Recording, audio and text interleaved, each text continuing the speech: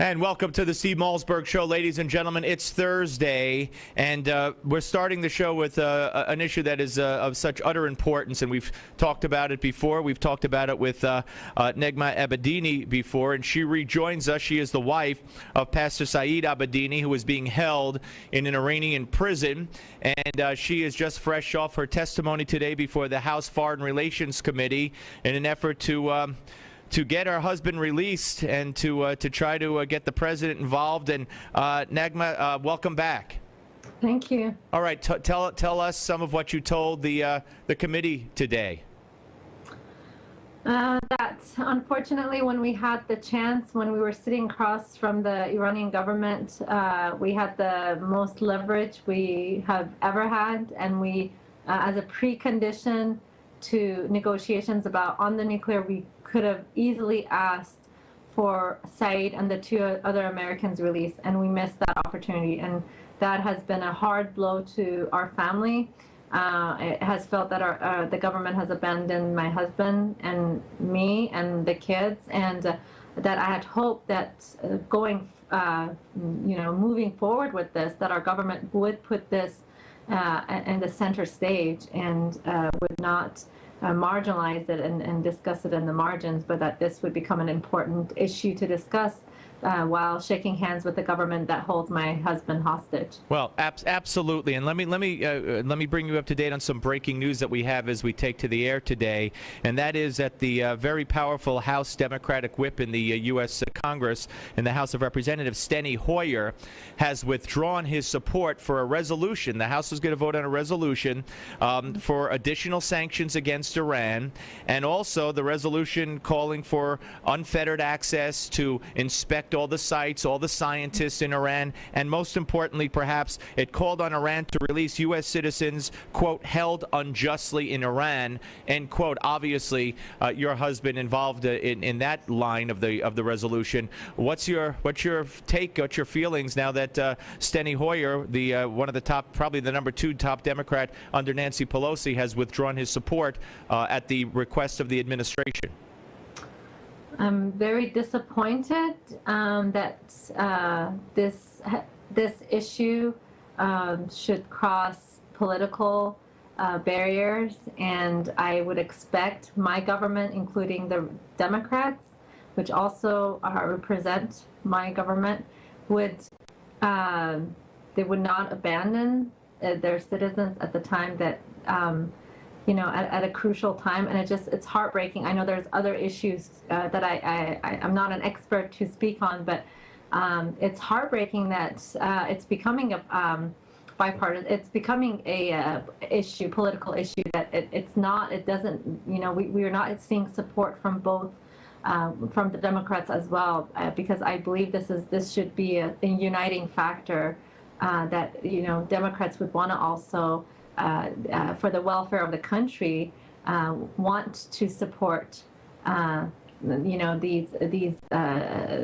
this resolution and sanctions and so on, and also the release of these American citizens held hostage by the Iranian government. We're talking to Naghmeh Abedini. She is the wife of Pastor Saaed Abedini here on the Steve Malzberg Show. I mean, this is all about a blatant repression of freedom of religion, which we know exists in Iran. I mean, your husband is in jail because of his religion and because he is a Christian, correct? Exactly, and he hasn't broken, according to Iran's own admission, he hasn't broken any law. So Iran's actually holding him illegally for 444 days. And, silence from our government is actually approval. And Dietrich Bonhoeffer said, silence in the face of evil, it's evil itself. So silence, knowing that an American citizen is being held simply because of his Christian faith, he has not broken any of the Iranian law, it's just not acceptable. And if we don't, I think as the American people, it's something we should be very passionate about, because we would expect our government to protect our fundamental rights when it's being infringed on by other individuals or countries. And this is just heartbreaking that it's not a priority to our government. Why do you think that is? Why do you think that is to a Christian president who, such a big deal was made about the fact that he spent all that time in Reverend Wright's church and he's a Christian and blah, blah, blah. I mean, even if he weren't, I'm Jewish and I feel as passionately, not as you because you're his wife, but I am just disgusted by this. Why do you think it is that the president and the State Department did not sit across from the Iranians and say, okay, we'll sign this, but you let our people, you let our 3 prisoners, or you let the pastor specifically go before we sign it? Why is it, do you think, that he shook hands with the Cuban president at the funeral the other day when we have a prisoner who's been held there for 4 years without any help in getting him out? What's going on here, do you think? I spoke in front of a committee saying, I have no agenda.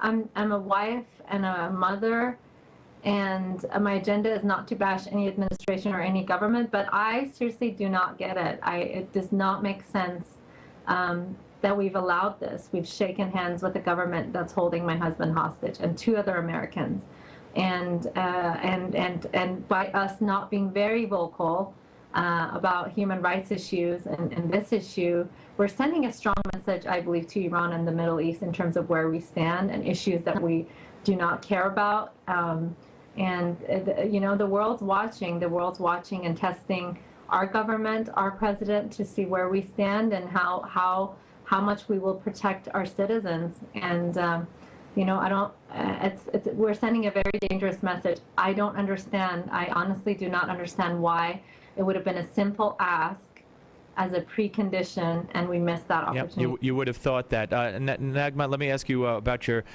children. First of all, when's the last time they or you had any contact with your husband? Are you allowed to talk to him at all? Well, last time actually we physically saw him was when we dropped him at the airport in June 22nd of 2012. The last time the government allowed, and I believe the kids weren't on the phone at that time. It was just me and my husband. The last time the government allowed a 4-minute phone call was in January of this year, 2015. Wow. And so it's been 444 days that he's in prison, but it's been over 600, 700 days that we haven't seen him. It's been almost a year the Iranian government has allowed no phone calls. The kids are so young. What do you tell them, and what do they know? They cope with it by watching, which is painful for me. They cope with it by looking through their albums when Daddy was holding them, and they watch home videos. And for them, that's part of Daddy. And it's painful for me to watch that they're trying so hard to hold on to every voice, every anything they have of Daddy, and their old toys that they used to play with when Saaed was home, and so they're trying so hard to hold on to something, and it's so painful for them. Well, listen. I don't know what to tell them. No. Look. Keep the faith, and again, I urge everybody to call their congressman, call their senator, call the White House, and urge them to get Pastor Saaed Abedini and of course the others as well released from Iran, and it's just a terrible situation. Look, keep the faith. I know you're strong, and I know he'd be very proud of you. And one day when he's out and he sees all that you've done, he will not be surprised, but he will be proud. And I thank you very much for coming on, and keep us informed. I will. Thank you. Thank you. It's Naghmeh Abedini, ladies and gentlemen, testified today before the House about her husband, and expressing dismay and disappointment that the number 2 House Democratic leader has withdrawn his support for a resolution toughening the sanctions on Iran and calling for the release of her husband and the others. Very, very disturbing news. All right, folks, we're coming back. We have a big show today. Lots ahead. Right here, you're not going to want to miss a moment of the Steve Malzberg Show on Newsmax TV and radio.